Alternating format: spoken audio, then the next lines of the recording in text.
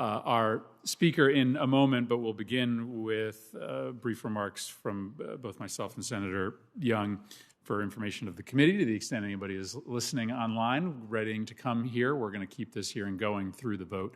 We'll try to switch off to make sure that we make efficient use of all of our time. The U.S.-India relationship arguably has never been stronger, and the United States is grateful to the people of India and to Prime Minister Modi for our growing friendship. Our relationship is growing for good reason. 5 years from now, India will become the world's most populous country, home to about 1 out of every 6 people. It's already the world's 6th largest economy, and last year it was the world's fastest growing major economy. India possesses the world's 2nd largest military, if you look at numbers of active personnel, second only to China. And during the global pandemic of the last 2 years, India's biopharmaceutical industry has emerged as a key producer to the United States and the rest of the world of PPE, therapeutics, and vaccines. Having the world's most populous country be a democracy, when so many other large and growing nations are not, is clearly a great benefit to the United States. And that's why Democratic and Republican administrations over the course of the last several decades have worked to strengthen this relationship. For instance, the United States, through the four-nation partnership of the Quad, has a growing and very important defense relationship with India to secure a free and open Indo-Pacific. India and the United States also work constructively on climate policy. While China was largely missing in action from the most recent climate summit, India made a significant pledge to become net zero by 2060.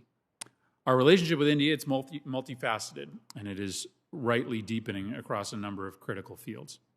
But as with many countries in the world, we have some important differences in the relationship that we need to work out. Most timely for today's hearing is India's position on the Russian invasion of Ukraine, where, frankly, many of my colleagues and I are puzzled by India's equivocation in the face of the biggest threat to democracy since World War II. At a time when democracies are closing ranks to condemn Russia's invasion, it is troubling, to say the least, to see India, the world's largest democracy, sitting on the sidelines.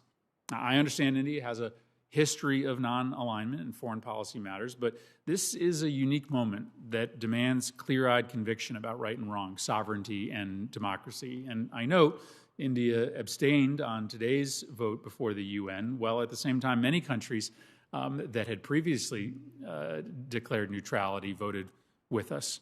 We hope that India soon will get on the right side of history. I'm sure we'll also discuss today India's recent purchase and acquisition of the Russian S-400 air defense system. We're in an active debate about whether Katsa sanctions for that purchase should be waived. I know the ranking member has a view on that, and I look forward to hearing the pros and cons and the options available from our witness today. And lastly, we need to be able to talk honestly with India about the things that they can do to improve the health of their big, thriving, but still young democracy. Now, we've got a lot of work to do here at home to strengthen American democracy, so we need to be a little careful about being too preachy these days, but India's Muslim minority continues to face discrimination and all too often violence, and Kashmir remains a crisis without any resolution on Prime Minister Modi's promise that the people of Kashmir will have a say in the region's future. With that, let me turn to Ranking Member Senator Young. Thank you, Mr. Chairman. I thank the Assistant Secretary for appearing before the committee today. We're holding this hearing at an incredibly dynamic and volatile time. Our thoughts, of course, continue to be with the Ukrainian people who are suffering under an onslaught by Vladimir Putin's Russia. Unprovoked aggression by an authoritarian regime is doing something that the experts said was impossible in today's interconnected world. We're witnessing a ground war in Europe, the largest since World War II. This sobering reality must serve as an immediate wake-up call to the United States and our allies around the globe. First, that we live in a world where authoritarians in Moscow and Beijing are willing to impose their will on others through force. And second, and more worrisome, is that both governments seem to only respond to strength and hard power. These dynamics bring along the risk of a catastrophic escalation. that we have not seen since the Cold War. It's important to maintain this perspective as we approach today's hearing, examining the critical importance of the bilateral relationship between the United States and India. Now, many have said that our interconnected economies make wars of the past unthinkable in today's age. What we're witnessing in Europe challenges this assertion to its core. Sadly, we must recognize that this same reality is also true in Asia. India has been and remains on the front lines of Chinese aggression, with skirmishes breaking out on their northern border. They remain the only member of the Quad to see members of their armed forces die in direct combat with China's People Liberation Army. This reality, coupled with the fact that India has for decades relied upon Russian-made military equipment for their defensive needs, offers some important context for today's discussion. Again, let me be clear that Vladimir Putin remains a KGB thug who has invaded a peaceful, democratic Ukraine. He must be held accountable for the atrocities occurring there. At the same time, we mustn't lose sight of the fact that the Chinese Communist Party is a regime hell-bent on creating vassal states and fundamentally remaking the globe to serve its interests. In this complex world, it's essential that we prioritize and work to build alliances with the unique challenges of Europe and Asia in mind. As such, I think it would be foolish and deeply short-sighted for the United States to harm our relationship with India over what is occurring in Ukraine. Rather, in today's hearing, I look forward to examining how we should encourage India to continue deepening its ties with the Quad. As we do, we should be mindful of the fact that just a short time ago, India's traditional non-aligned posture made a partnership with like-minded allies to counter a nation like China almost unthinkable.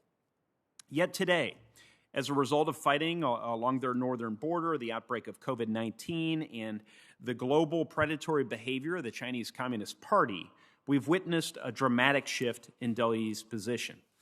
This is a welcome shift, and we must encourage our friends in India to continue their wariness of Beijing while partnering with like-minded allies in the U.S., Japan, Australia, and elsewhere. Today, I look forward to hearing from the administration on how they are approaching this goal. I look forward to exploring in what areas we can deepen our cooperation with India and addressing how we can strengthen cooperation with India through things like intel sharing, cooperative logistics, and cooperative defense planning. How can we help India continue its shift away from dependence on Russian arms toward American-made equipment that will enhance our ability to work together? Secretary Liu, I believe that we've only scratched the surface in terms of what is possible, and I'm pleased that we're here to discuss such important matters. Thank you so much, Mr. Chairman. Thank you very much, Senator Young. It's now my privilege to welcome to the subcommittee Assistant Secretary Liu. He is the Assistant Secretary of State for the Bureau of South and Central Asian Affairs. Prior to this assignment, Assistant Secretary Liu served as the U.S. Ambassador to the Kyrgyz Republic and the U.S. Ambassador to the Republic of Albania. Ambassador Liu is a Foreign Service officer with more than 30 years of U.S. government service, and so we thank you for being here today. We will, of course, include your full statement in the record. We'd ask you to summarize your remarks before we begin rounds of questions. Welcome to the committee. Chairman Murphy, Ranking Member Young, our relationship with India is one of the defining partnerships that will determine the security of Asia, of the United States, and of the world. It's a relationship that we have to get right, and the only way we're going to get it right is if the administration is working with the Congress. If you will allow me, I would like to share today our thinking on India-China relations, the future of the Quad, cooperation on counterterrorism, defense sales, and human rights and religious freedom in India. Russia's invasion of Ukraine, of course, is foremost in all of our minds. The State Department continues to engage India closely to underscore the importance of a collective response in condemning Russia's invasion. Just as an increasingly provocative PRC is challenging the United States, it's also provoking India at every turn.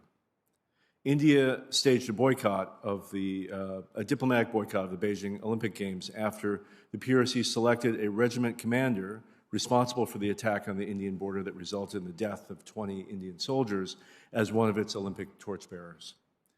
Beijing has also recently published new PRC maps reiterating claims to large swaths of territory in the Indian state of Arunachal Pradesh and renaming India's cities with Chinese names. We remain committed to accelerating progress in our major defense partnership and strengthening India's capacity to deter PRC provocation through robust naval cooperation, enhanced information and intelligence sharing, and increased cooperation in emerging domains such as space and cyberspace. I joined Secretary Blinken in Melbourne for the fourth Quad Ministerial last month. I was struck by how much the Quad is accomplishing and the determination of all four Quad partners to support a free and open Indo-Pacific. The Quad is making huge strides in achieving our goal of delivering 1 billion doses of COVID-19 vaccine to the world. The U.S. International Development Finance Corporation has provided $50 million in long-term financing to an Indian pharmaceutical company to develop manufacturing capacity to produce at least 1 billion doses of vaccine by the end of this year. The Quad is also working together on maritime cooperation and security. We're sharing data on maritime domain awareness, fighting illegal fishing together, and our four countries have conducted complex and large-scale naval exercises in our annual Malabar exercise. We also share concerns with India about terrorism. With the Taliban takeover in Afghanistan, both of our countries are concerned about the resurgence of terrorist groups operating there. We have worked to hold accountable terrorist groups responsible for the 2008 Mumbai terrorist attack that killed 166 people, including 6 Americans. Our cooperation over the past year has included meetings of the Counterterrorism Joint Working Group, the Quad Counterterrorism Tabletop Exercise, the Working Group on Homeland and working groups of the Homeland Security Dialogue. India is the world's second largest importer of defense technology. Over 22 years, U.S. defense sales to India have grown to over $20 billion, and India is considering purchasing an additional 6 P-8I maritime surveillance aircraft for $2.1 million. Since 2011, India has reduced its arms imports from Russia by 53% and increased its defense purchases from the United States and other partners, as well as increasing its own domestic production capability. India continues to report infiltration by militants into Jammu and Kashmir, although rates of infiltration have reduced markedly over the past 2 years. Since the 2019 Pulwama attack, which killed 40 Indian soldiers, and under pressure from the international community, Pakistan has taken positive steps to address cross-border terrorism. And we continue to encourage Pakistan to prosecute terrorist leaders and dismantle all terrorist groups. As the world's largest democracy, India has a vibrant civil society, a free media, and an independent judicial system. However, we are concerned about human rights challenges, including the lack of state assembly elections in Jammu and Kashmir and reports of ongoing human rights abuses. Similarly, across the country, we are closely monitoring reports of discrimination against Muslim communities and other religious minority groups, as well as limits on free speech and NGOs. It is critical that India's partners speak up when we witness troubling events, but that we also support India's democratic institutions, which are the country's key defense against the erosion of human rights. In conclusion, we see growing strategic convergence between the United States and India. I look forward to working with the Congress to push forward this indispensable relationship between our two great nations. Thank you. Thank you very much, Mr. Secretary. Thank you for your testimony and for your service. I'll begin a round of 5-minute questions. And let me start on this question of India's dependence on Russian military equipment. This is a legacy dependence, right? It predates a decision to integrate more fully with the United States and our military. But the reality is you still have the majority of its Air Force, submarines, its main battle tank force using Russian equipment. So let me just ask a simple question. What limits does that reality impose on our security cooperation with India? Senator, I thank you for that important question. It's a question that we're looking at very closely as the administration is looking at the broader question of whether to apply sanctions under Katsa or to waive those sanctions. It is critical that with any partner that the United States is able to assure itself that any defense technology that we share is sufficiently protected. And so we are in the process of trying to understand whether defense technology that we are sharing with India today can be adequately safeguarded given India's historical relationship with Russia and its defense sales. I have been working on India for almost 3 decades. 3 decades ago, we could not have imagined selling anything to India on the defense side. The amount and the sophistication of what today we are transferring to India is staggering. I mentioned the P-8I maritime surveillance aircraft. India is the first foreign partner to get that capability. And that capability will allow them to patrol the Indian Ocean and also to secure their land borders to make sure that they understand threats that are coming from Chinese opponents coming by land, but also Chinese submarines in the Indian Ocean. It's critical not only for India's security, I would argue it's critical for American security. I am of the belief that for every bullet, every radar, every fighter plane that we sell to India, that's one piece of defense equipment that we will not have to field ourselves in Asia. Thank you. I think the integration of Indian security interests and U.S. security interests to the extent they now overlap in greater measure is one of the most important developments for U.S. security in the last 2 decades. At the same time, we have to have eyes wide open that, well, much of this dependence comes from prior commitments. Even since Katsa has been passed, India has made decisions, in particular with the S-400, to continue to move forward on integration with Russian partners.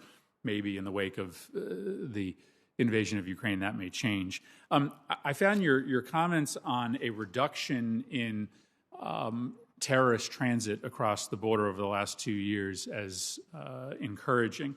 And I wanted to ask you to maybe go a little bit deeper with respect to the threats from these militant groups, whether it be LET or JEM, coming out of Afghanistan. What does the Taliban takeover of Afghanistan mean for India and India's security? And what's India's thought process around, it had a presence in Afghanistan. Even though India is a developing nation, it was contributing to the redevelopment of Afghanistan.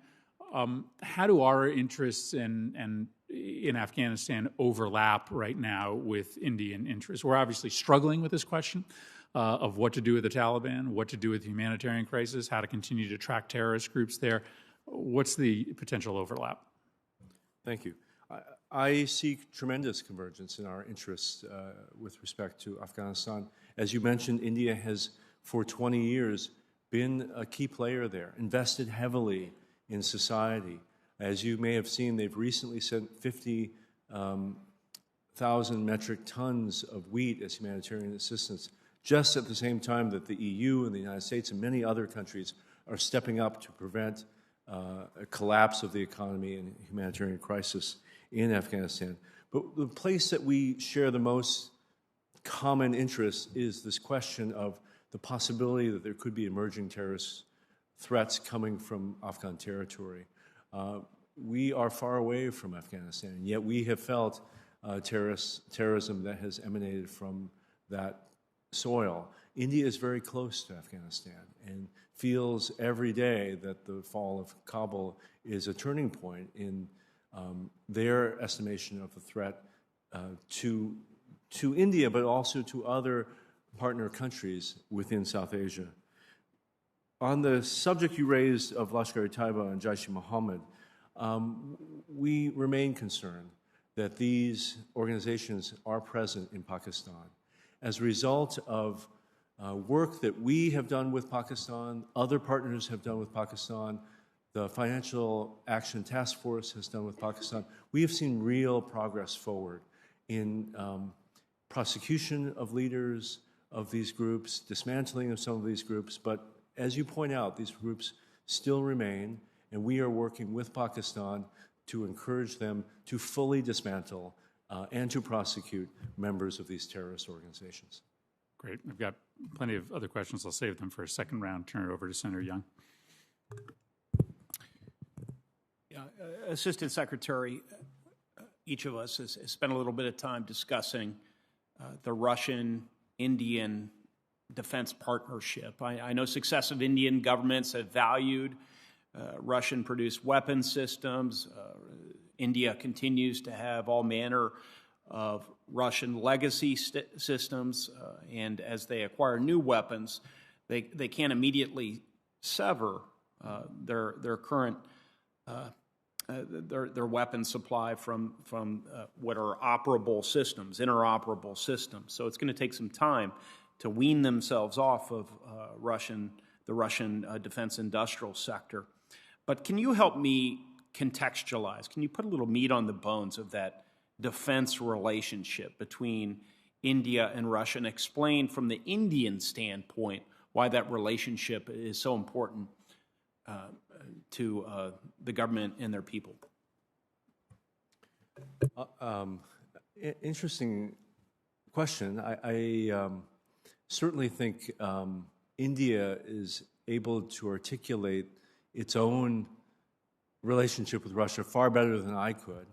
As an American diplomat who spent many years in India, I would say that that is a relationship of the Cold War, just as our very deep relationship and alliance with Pakistan was so critical during the Cold War years. And yet, as we emerged from the Cold War 30 years ago, a new India emerged, a new Pakistan emerged, a new Russia has been created. Yes, it's true that much of India's land-based forces, some of its navy, a few of its aircraft are either of Soviet origin or now of Russian origin. But I would argue of the major defense systems acquired over the past decade, the majority of the major defense systems have been American, European, Israeli.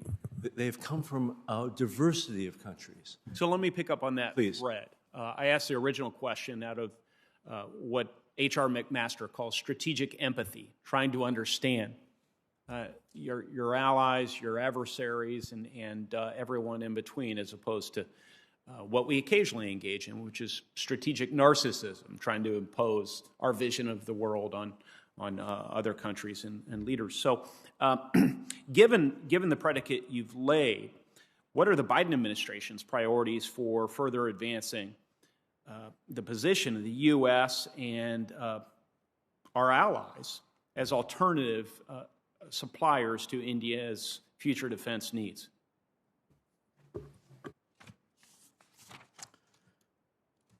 Let me say to begin with that it's my view that it's going to be very hard for anyone to buy major weapon systems from Moscow in the coming months and years, given the sweeping financial sanctions that the administration, with the support of Congress, has leveled on the Russian banking system. So I'm sorry, could you? Please. We're going to be voting momentarily, and my team's doing its job, which is whispering into my ear.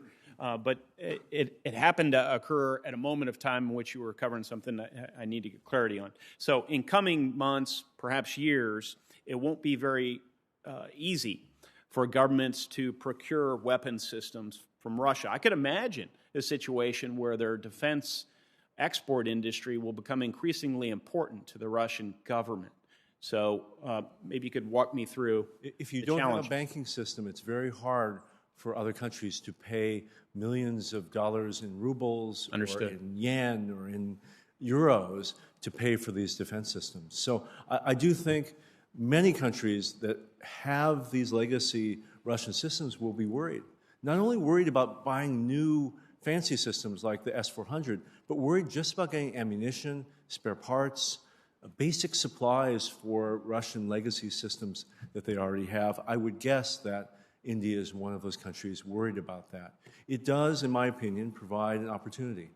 Opportunity for the United States, opportunity for Europe, opportunity for many countries around the world that produce advanced defense technology now to go after new markets, to make sure we're not only selling the high end, we're selling the middle and the low end as well. I would think if I was a consumer right now of Russian technology, I would want to make sure that I have diversity because we will see a problem for Russia's customers in securing reliable supplies. Absolutely.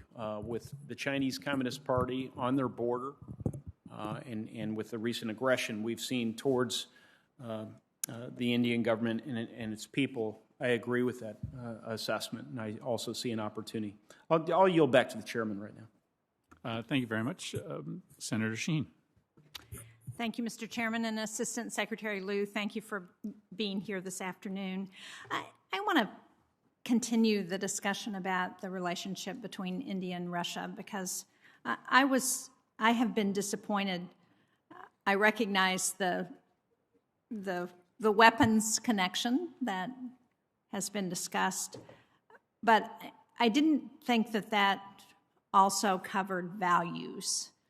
India's the world's largest democracy, and so I had hoped that India would side with the rest of the world's democracies in support of Ukraine in this current war on Ukraine that Russia is waging. And so I was really disappointed to see India abstain and sit on the sidelines at the UN rather than weighing in support of Ukraine as the rest of the world's democracies did. So can you speak to that a little bit? Senator Shaheen, wonderful to see you again today. I want to describe a pitched battle we've been having. Secretary Blinken has been on the front lines of that battle. The President, other senior officials in the State Department have been relentlessly conducting a very serious high-level dialogue with our Indian counterparts over Ukraine over the course of months now, but culminating in this past week. We can already see an evolution in some of India's public position. I'll describe that. But maybe first I'll say I had several conversations with Indian officials in the last 24 hours. You may know yesterday an Indian student was killed in the Russian bombing of Kharkiv. And what we can see already very quickly is that action has begun to turn public opinion in India against a country they perceived as a partner. Undeniably, that partner has just killed an Indian young person who was an innocent victim in Ukraine. Let me say that all of us have been working to urge India to take a clear position, a position opposed to Russia's actions. But what have we seen so far? We've seen a number of abstentions. We have seen this interesting evolution just in the past couple of days. So you may have seen yesterday, the Indian government said it would send a humanitarian airlift of humanitarian supplies from India to Ukraine. That's important. That's a request that's coming from Ukraine's leadership. Second, it said in a UN session that it called for all states to abide by the UN Charter, to respect sovereignty and the territorial integrity of other states. That wasn't criticism of Russia, but a very clear reference to Russia's violation of the UN Charter and violation of Ukraine's sovereignty. So we're making small steps, Senator Shaheen. I assure you we are on this and working every day to make sure that we're trying to close the gap between where we are and where our Indian partners are. Well, thank you. I appreciate all of the State Department's diplomatic efforts in this regard. And again, it seems to me that India should be on notice that this is a time when it should stand up for its values and that an important value in a democracy is that you don't wage war on other sovereign nations. So I hope that it's paying attention and will continue to listen to the diplomatic overtures that are underway. I want to switch topics a little bit because one of the concerns that has come to the fore in India in the last several years has been the plight of women. And I wonder if you could talk a little bit about how you and USAID are working to address the rights of women in India and also to improve access to family planning, which is a concern in a country which has been a concern in India. Senator Shaheen, I last worked in India about a decade ago, and during that assignment, there was this terrible case of rape and murder that you may remember. This young student, she was a physiotherapy student, got boarded a bus in New Delhi, and she was then raped and assaulted and died of her injuries a few days later. Yes, I remember that. In the press, they called her Nirbhaya. It is an Indian word, a Hindi word for fearless one, but it galvanized the whole country to recognize that its laws were weak and that its enforcement of those laws were even weaker on questions of gender-based violence. I saw 100,000 people, men, women, young people, old people, pour into the streets of New Delhi and demand that their government make change. The laws were passed within a week. It is, to me, a sign that democracy really works in India, that the people have a voice, and that people won't put up with this sort of violation of rights. I had a chance to meet with the family of that young woman. Secretary of State at the time awarded her posthumously the International Woman of Courage Award, and we had the opportunity to present it to her. This issue of gender-based violence is very close to my heart and the heart of my family. We're doing a couple of important things right now in Mission India. One is that we have dedicated programs to advance women's safety and empowerment, and those include law enforcement programming and broader public outreach to counter gender-based violence.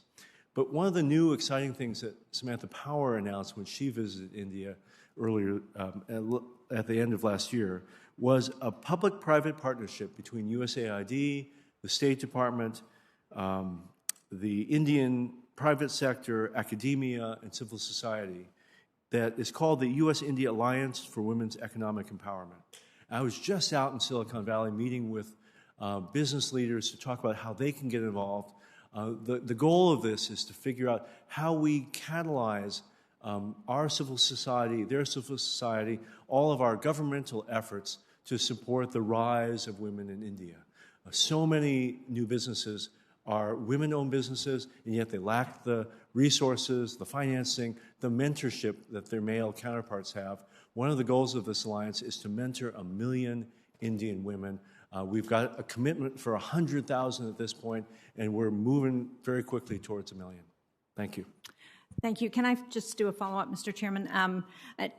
I appreciate that, and I was heartened to see the reaction among the Indian people to that horrific and tragic killing.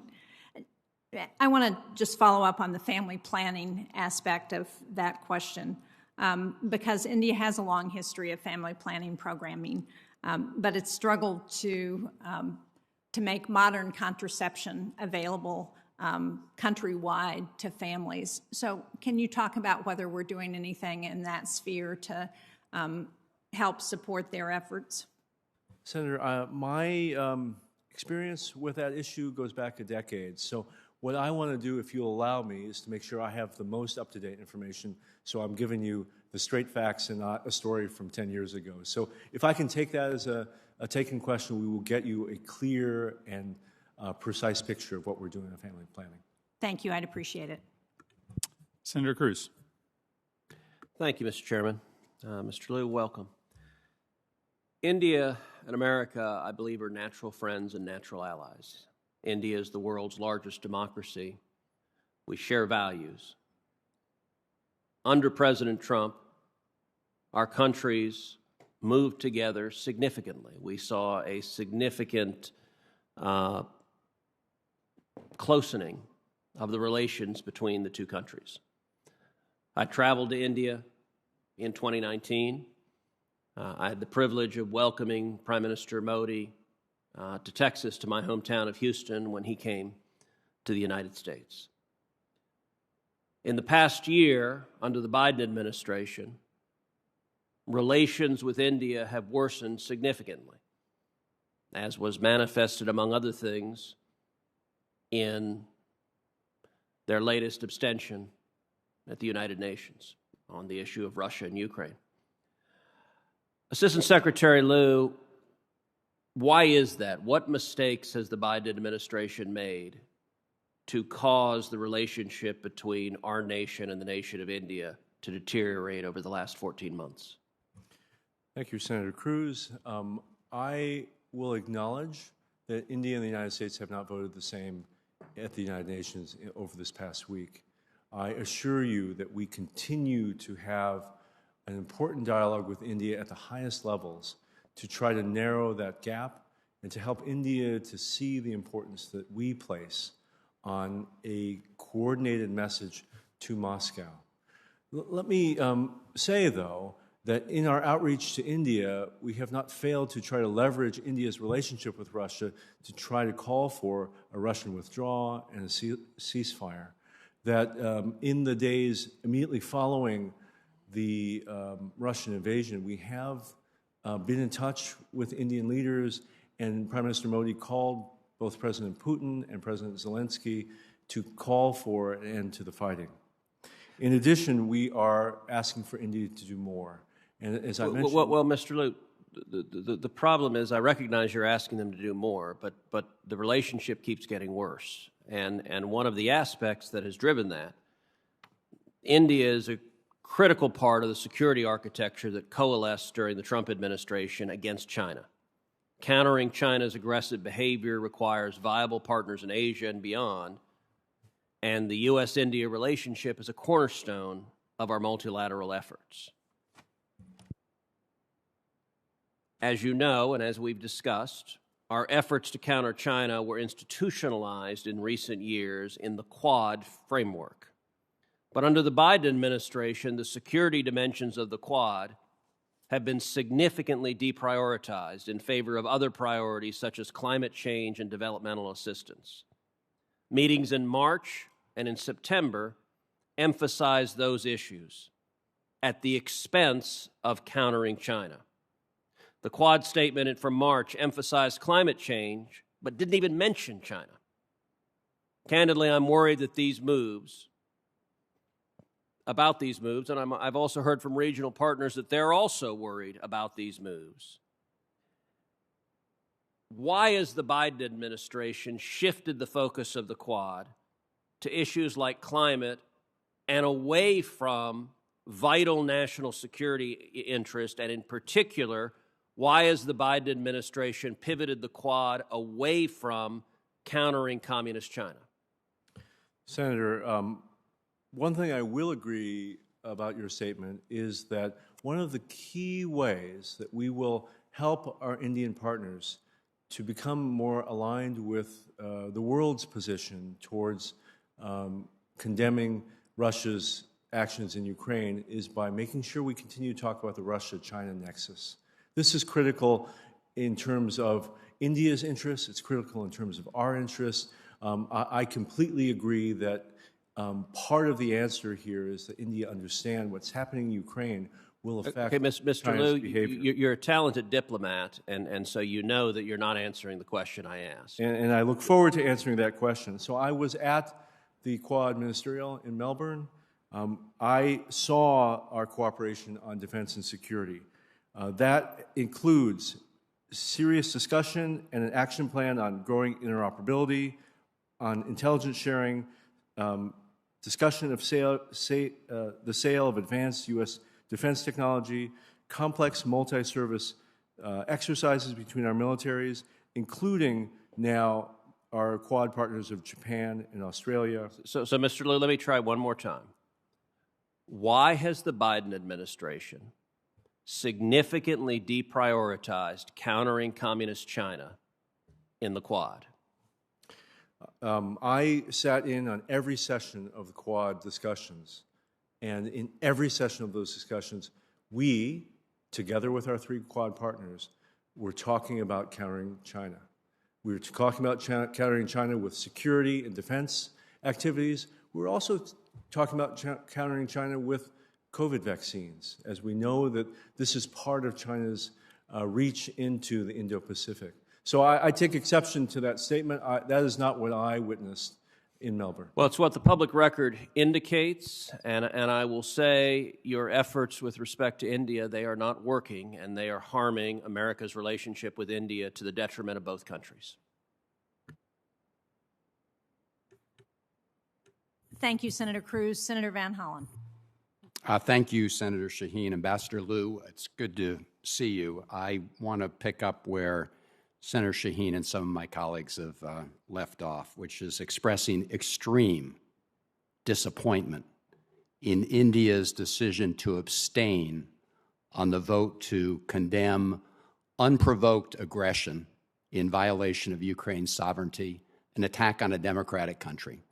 As you well know, India is the most populous democratic country in the world, and you would think this would be a moment that India would stand up in support of the people of Ukraine. So I'd like to ask you what efforts were undertaken by you and the Secretary, and at what level, to persuade India to vote with 141 other countries in the world to condemn the attack on Ukraine. Thank you, Senator Van Hollen. Wonderful to see you today. We have spared no effort to try to convince India both to vote in UN sessions, but also to show support for Ukraine at this critical moment. Those efforts were led by Secretary Blinken. He has multiple times been on the phone with Minister Jaishankar. So, Ambassador Liu, let me, if you could, because I heard your testimony about the humanitarian assistance and other things. Let me ask it a little different way. What was India's rationale when Secretary Blinken said, vote with us to condemn this violation of sovereignty? What was the response from the Indian foreign minister? Thank you. India has focused on 2 things when trying to explain its position. One, that it continues to want to leave on the table the possibility of a diplomatic resolution of this conflict. And as we have said, that looks more and more unlikely as the Russian troops continue to pound civilian targets in Ukraine. But this remains their public position. It remains what we hear from them in private. The second thing that they emphasize is that India has 18,000 students still in Ukraine, and they are trying to work with both the government of Ukraine and with the government of Russia to safeguard those Well, students. I would think if they were concerned about their students, as we're concerned about our students, that all the more reason to vote to condemn unprovoked aggression. Now, let me ask you about the Katsa sanctions, because I'm one of those who was very open to the idea that we might want to consider a waiver for India to the Katsa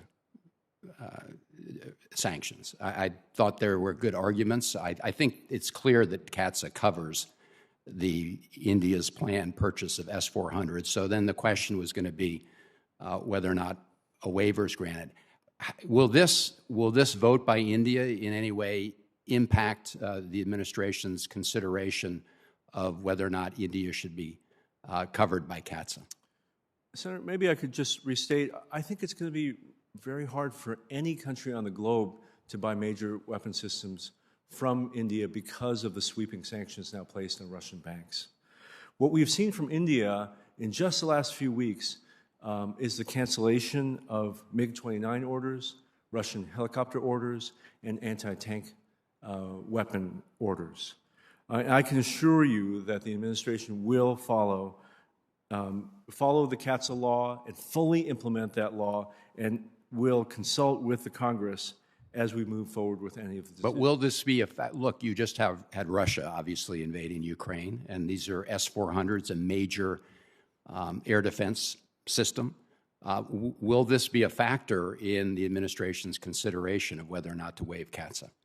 What, unfortunately, I am not able to say is to prejudge the decisions of the President or the Secretary on the waiver issue or on the sanction issue, or whether Russia's invasion of Ukraine will bear on that decision.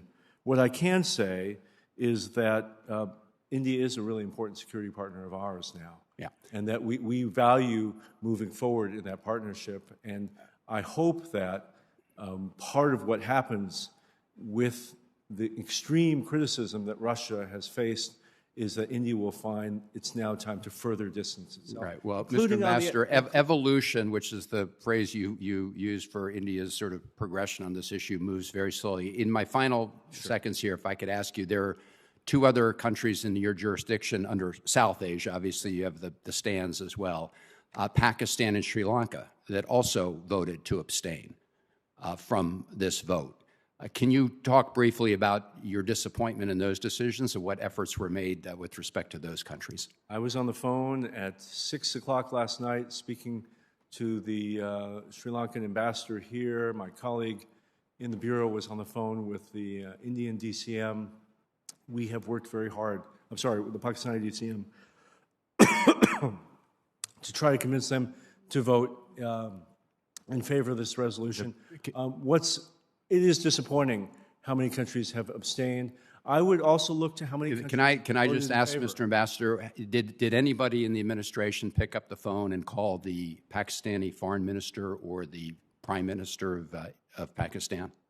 And No, as you know, our chargé has met recently with the Pakistani foreign minister, but on this you may topic? know, On this topic? On votes in the UN, On the Ukraine vote? on Ukraine votes not specific to the UN General Assembly vote.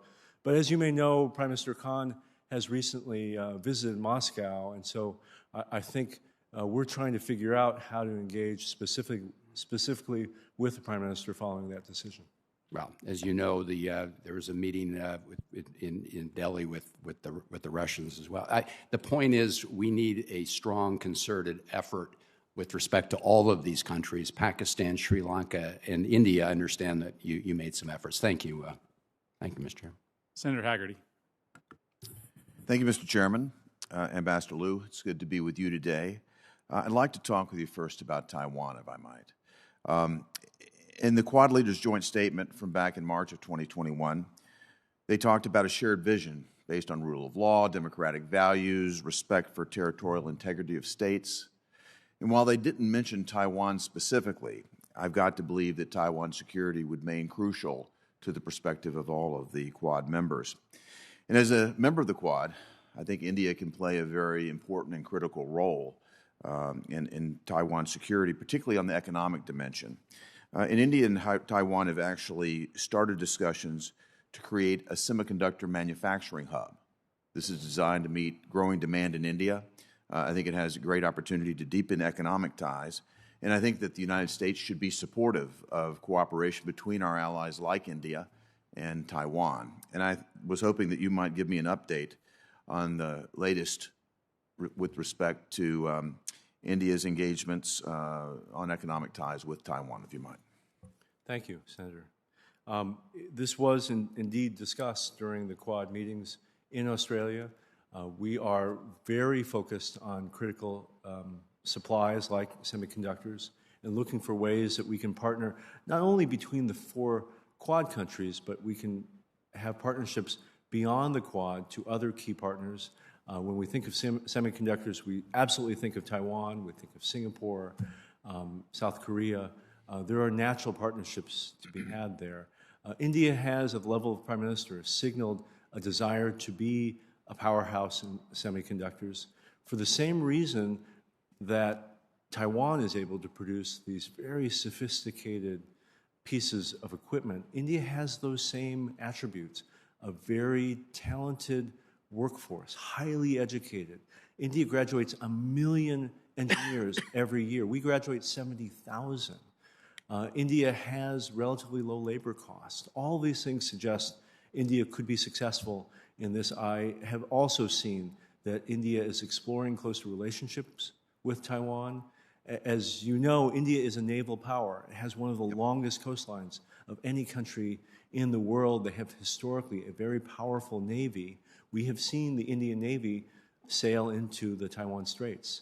I think that's symbolically very important at a time when we all are looking to provide reassurance to Taiwan about their security. I couldn't agree more. Freedom of navigation is critical to the region. India can play an important role there. And I appreciate everything that you can do, you are doing, and that you will continue to do to help facilitate deeper economic ties. I'd like to stay on Taiwan but turn to a different perspective now, and that has to do with China. I'm certain that China is watching very closely what's happening in Ukraine right now. I'm sure they're watching with an eye toward what that might mean for their intentions with respect to Taiwan. I fear that Xi Jinping may be drawing all the wrong lessons from what he's seeing take place there. And I think it's absolutely critical that we work with our Quad partners to deter China and to prevent them from any adverse undertaking toward Taiwan. I understand that India may not want to be militarily involved, but can you take me through how you're thinking about how India could be helpful to us in deterring China from taking an adverse move toward Taiwan? Well, maybe I'll start with what we're doing to support India at the line of actual control, and then move to what the Quad is doing to support countries throughout the Indo-Pacific, but including Taiwan. So you may know we have been working very actively with India in the last 2 years to safeguard their sovereignty after provocations by the Chinese along the Indian border. We are looking very closely at the talks that the Chinese and the Indians are having along that border. Our policy is to support direct dialogue, but what we're seeing is that the PRC has shown no sign of any sincere efforts at de-escalating the situation. And we see a clear pattern not only with the Indians, but with other neighbors of the PRC attempting to intimidate its neighbors, and it's a time when we need to stand by our Indian partners. As concerns the Quad and security, all four countries are committed to working on the security of the Indo-Pacific. And that means interoperability of our militaries. That means intelligence sharing between our four countries, but also beyond those four countries with other partners in the Indo-Pacific. The transfer and sale of advanced U.S. and other Quad country technologies in the defense field, so we are properly armed for this new challenge. Complex multi-service exercises.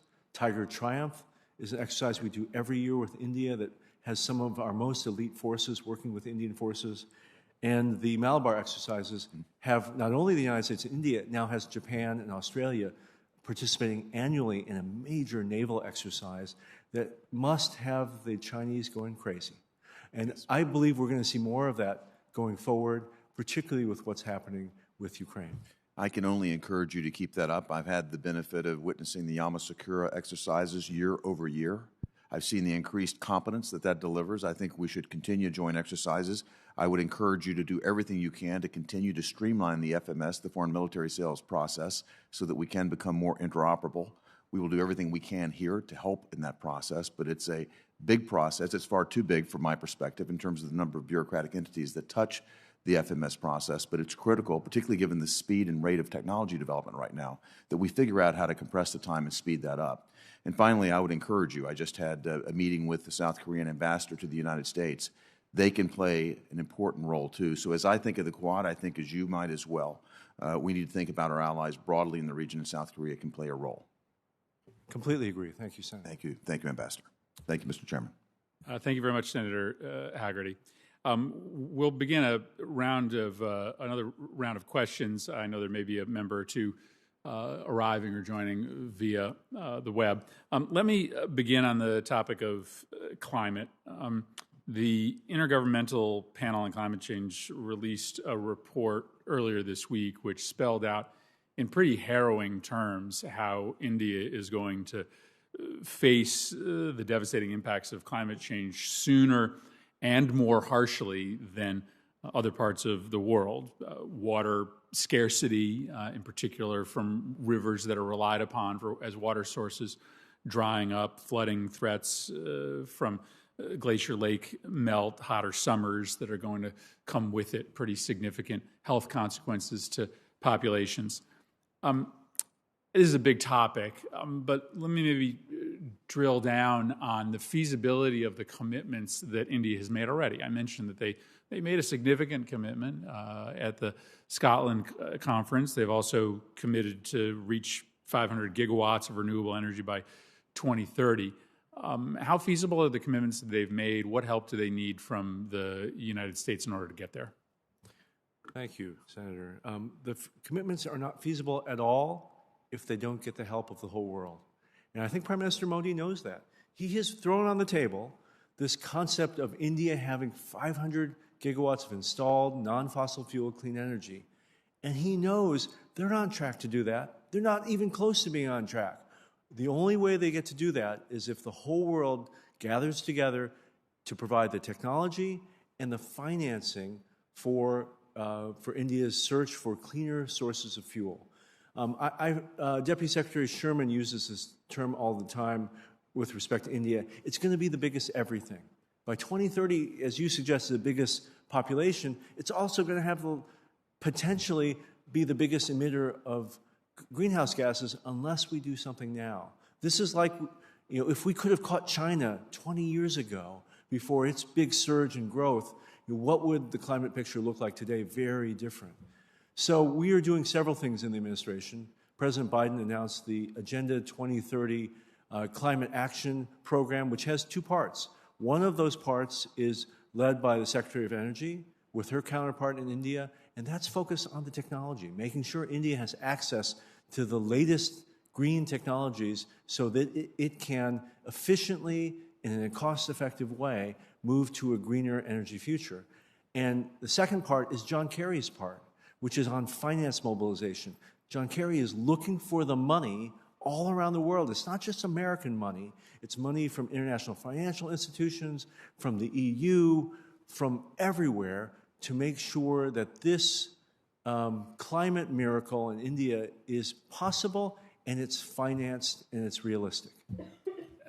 Let me just ask a follow-up question on finance. I assume this is some mixture of subsidy and creative finance. One thing, I'm greatly frustrated at is the artificial limits that we put on U.S. international development finance, especially in the area of renewable energy. I assume that India's system is so inefficient that there is a mechanism by which to gain something on climate with a return to the investors that are putting in money. So is this a question of subsidy, or is this a question of trying to come up with some creative finance vehicles for renewable installation? It's absolutely going to have to be based upon return on investment. We have taken the lead. Ours is the first major investment of what we hope is a whole series of international investments in clean energy.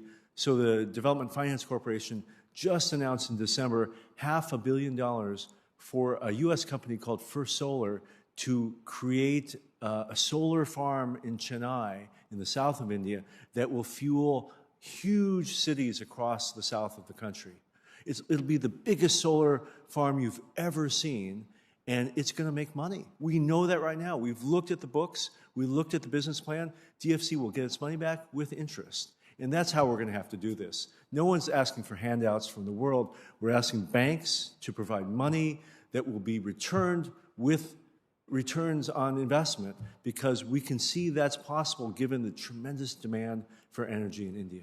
And there's obviously a tremendous possibility for the expansion of manufacturing and assembly in India of renewable technology. China saw this train coming and made the investment early on. India is playing catch-up, but it's certainly a win-win for India in the long run to be able to reduce their emissions while also making a lot of this domestically. Let me quickly turn to some domestic political topics.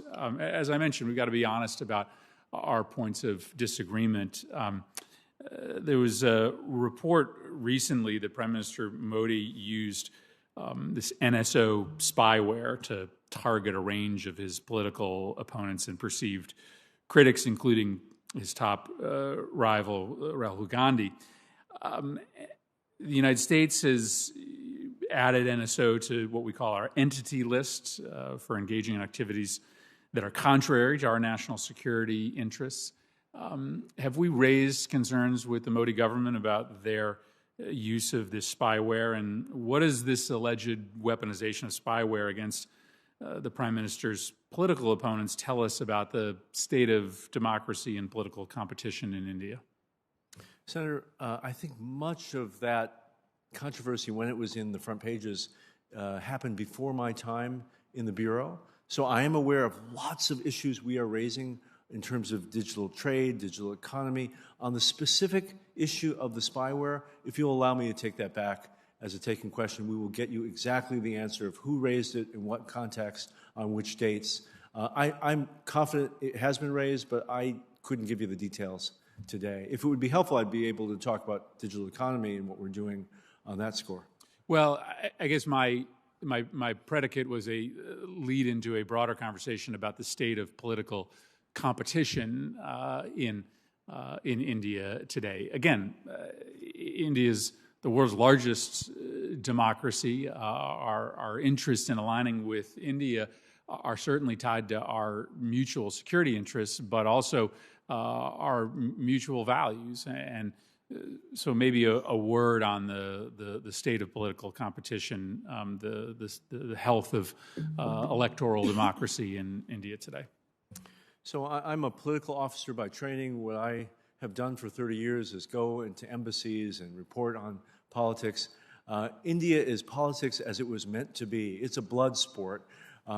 They are ruthless in their politics. We're just ending now a series of local elections in India. One of the great things about Indian democracy is, despite the fact that it's winner take all between political parties, the electoral system, the biggest in the world, is able to function so efficiently and without any sense of a challenge to the legitimacy of this massive system that operates around the country, including in places like Kashmir and the Northeast that have had security problems. So one of the great things that I feel confident about, as someone who spent a lot of time in India, is that the electoral system itself is very strong.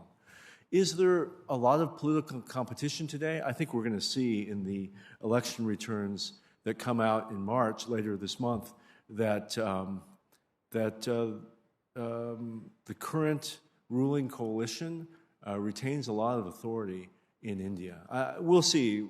The returns are largely in at this point. They have rolling elections, but Prime Minister Modi and his party appear, to me as an observer from the outside, to retain a lot of support within the country. And let me just ask one final follow-up. And do you attribute that to the organic popularity of the ruling party, or are there tactics utilized? And again, I'm referencing one that maybe predates your time, but are there tactics utilized by the governing party to achieve such popularity that would be outside the bounds of norms in the United States? I have served overseas for almost 30 years. I have seen some terrible elections in parts of the globe. I've never seen that in India, honestly. I haven't seen the kind of dirty tricks and the stealing of elections and the use of anti-democratic tools that I have seen in many, many places that I have served. It doesn't mean they don't exist. Maybe they're just better at hiding them, but I don't see that. What I see today, having lived in India under Congress Party rule, under BJP rule, is today I think the Congress Party is really trying to find its identity again. I think it's searching for its appropriate leaders and its message to the Indian public, and I think until the Congress Party is able to do that, it's going to be very hard for the opposition to coalesce and to reform. Senator Young. Assistant Secretary, is you discuss all the reasons why we might believe that India will come to play an increasingly important global role. in the 21st century, from the many highly educated graduates of top STEM programs to its massive and growing population to its strategic location. I become hopeful about the possibilities that might exist as we partner increasingly with the Indian people. I think about the Quad and how it might potentially become a venue for partnering in some areas that have not historically been areas of partnership between the United States and India. Broaden, expanded defense partnerships, intel sharing, logistical cooperation. I think about our joint efforts to police the waters and prevent illegal fishing. And if time permits, I'd like to get into some of that. But much of today has understandably and rightly been focused on this here and now situation. The Indian government, its response or lack thereof to Vladimir Putin's invasion of Ukraine. And I'm still trying to disentangle a number of different factors that might be responsible for India's seemingly weak reaction. I think by most accounts a fairly weak reaction. I'm trying to be empathetic. Is it institutional stasis? So do we have either a structure or culture of government challenge in getting government to be responsive? Are there particular bureaucrats or government officials who personally are resisting any sort of change? Is there an ideological resistance to change? Maybe the years of being in a non-aligned power can be cited, and perhaps after a period of time that's become a tradition, not critically reviewed during moments of crisis. Is it an issue of self-interest? So I've given you three potential factors that you can weight them as you choose. Maybe there are other factors, but is it an institutional stasis? Is it an ideological resistance? Are there perhaps some factors of self-interest that we haven't yet accounted for? Because I can't see self-interest driving India to resist, speaking with a louder voice, acting more boldly in concert with others in the West against this aggressive action. It seems to be, it runs afoul of their self-interest. You've said it yourself. In the future, this country, which is highly dependent on Russia for weapon systems, won't be able to procure weapons. So this is seemingly, it's antithetical to the self-interest of India. What am I missing? Senator, I completely agree with everything you just said. I agree that India's position today is one that looks like a decision that India would have taken decades ago. Having said that, when I sit here in Washington, it looks like a pro-Russian position that they've taken.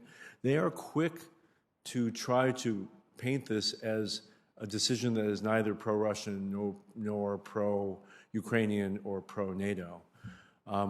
I don't personally believe this is an ideological difference. I had the honor of being part of the meeting that Prime Minister Modi had with President Biden in September.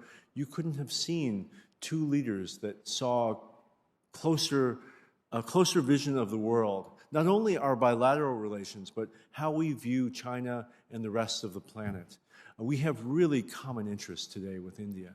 What I do see is what you just said, which is there are some narrow self-interests that I believe are motivating the short-term thinking of our Indian colleagues. We've talked about many of them. You just mentioned reliance on spare parts and defense equipment, ammunition, like very simple things to put in their legacy defense hardware that they still have that protects their border with China and other key infrastructure. 18,000 students. I just spent almost 2 hours with the Indian ambassador yesterday. We spent almost the entire time talking about Ukraine. I know a lot about the Indian students there and what they're facing, not only the dangers from falling Russian bombs, but the sense that they're having a hard time getting out because of perceived lack of welcomeness now in Ukraine. And then India has maintained that it wants not to take either side because it wants to be a partner that's trying to work towards a diplomatic solution. We have seen them make the right phone calls that suggest they are serious about that. Unfortunately, they have not yet been effective in doing so. I'm just going to pick up on some of those narrow areas of self-interest that you've helpfully enumerated for me. Ammunition for weapon systems. It wouldn't surprise me if we were to inventory system by system their need for ammo to continue to supply those weapon systems. If indeed that's the narrow category we're talking about, the United States could either through our defense enterprise or working with partners and allies be able to, at least in fairly short order, come up with alternative sourcing mechanisms for the Indian government, Indian students, and the ability to get them out of the country. We could partner with the Indian government conceivably. I mean, historically, we've been pretty good at this.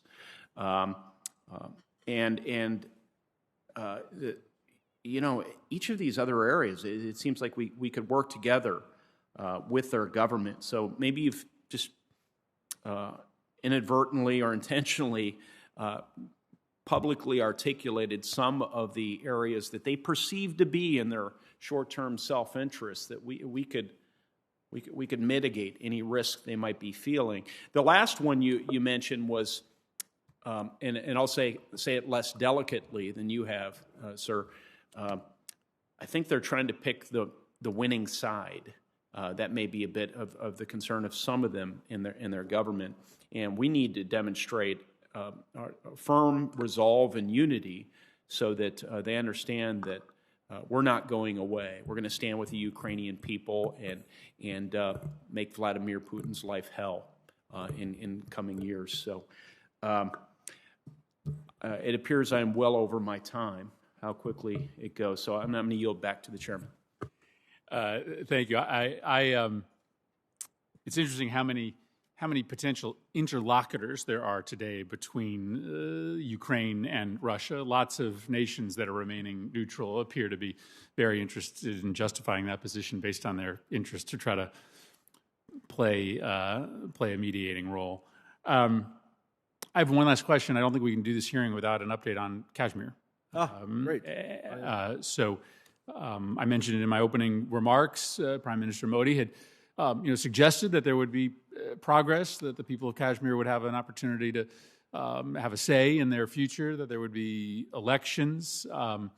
Continues to be one of the most heavily militarized places in the world. You still have lethal clashes. Tell us a little bit about the way forward in 2022 for Kashmir and what the United States is doing to try to bring that voice to the people of Kashmir.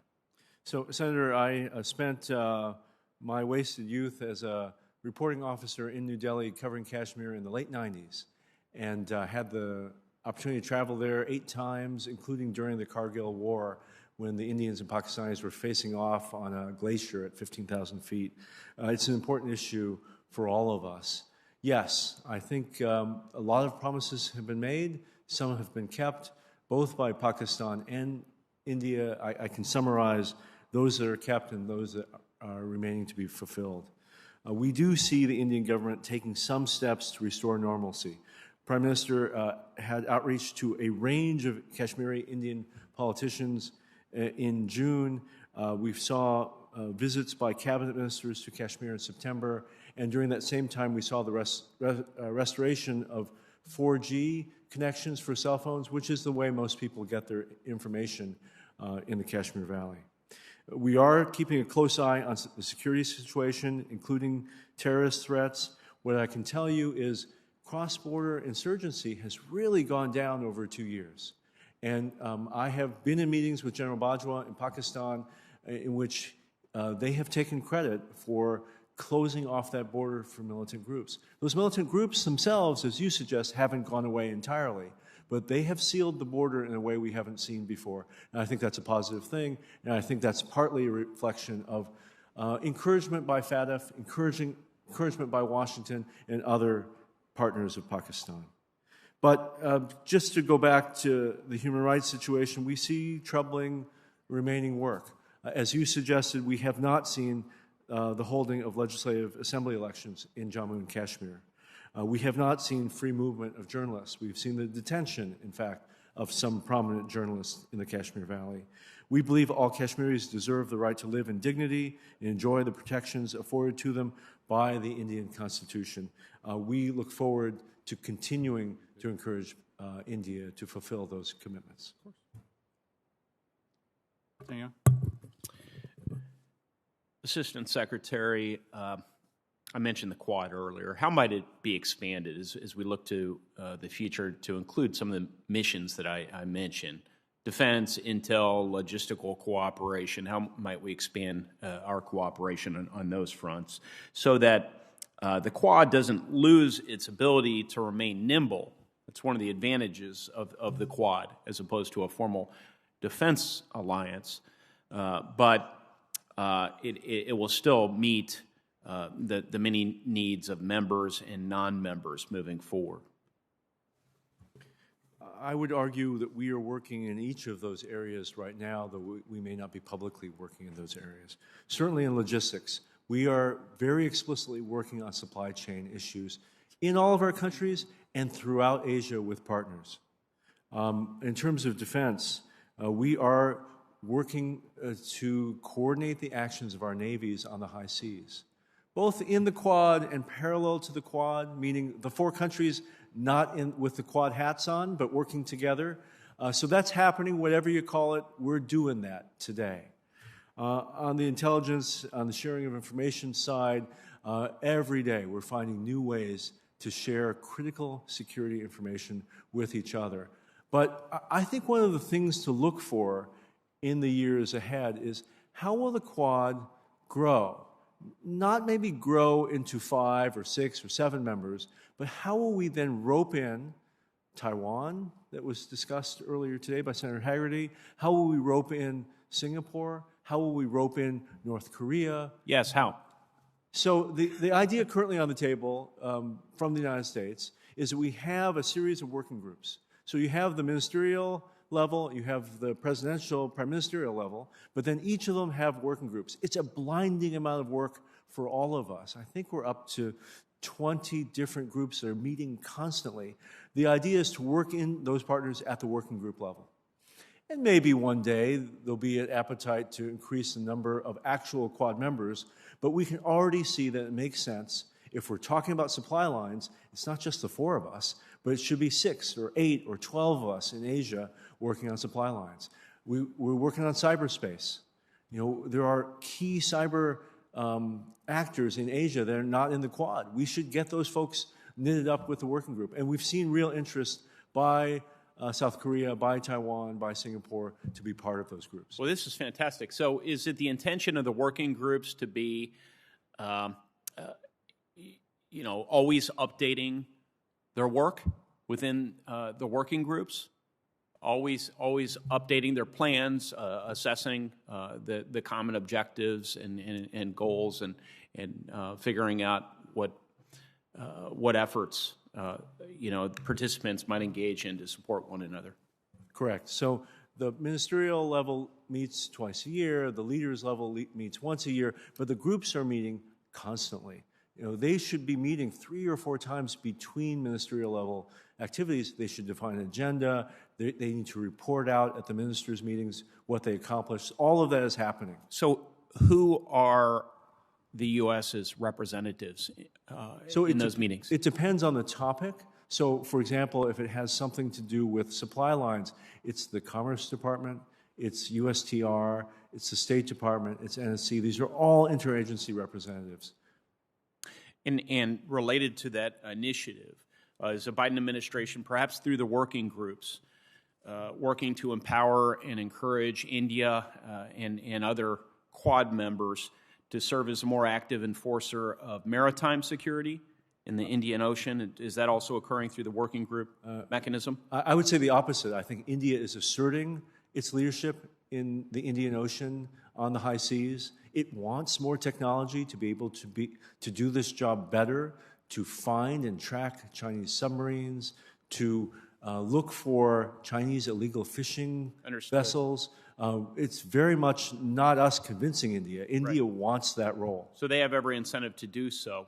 Have they either needed to or found benefit from working with our INL Bureau on this mission, perhaps in coordination with other relevant agencies like our Coast Guard? Absolutely. We are seeing new transit routes of narcotics in the Indian Ocean as a result of the fall of Afghanistan to the Taliban. And the Indian Navy, I was just at Western Naval Command in October. They are tracking these vessels, but they figure they're missing some too, and they're looking at how can they cooperate more closely with us to make sure that heroin, those methamphetamines are not being missed by the Indian Navy and are being picked up. So we are actively coordinating with our Indian partners on the high seas. Thank you, Mr. Liu. Chairman? I guess if the Big Ten can have 14 members, then the Quad can have 5 or 6. That's right. That's the reason. Assistant Secretary Liu, thank you very much for your testimony today. By the fairly robust attendance at the subcommittee from members on both sides of the aisle, you can see how interested this committee is in the growing relationship between the United States and India, and we thank you for your great work. Members are going to be allowed to submit questions for the record until the close of business on Friday, and thanks to the subcommittee, this hearing is now adjourned.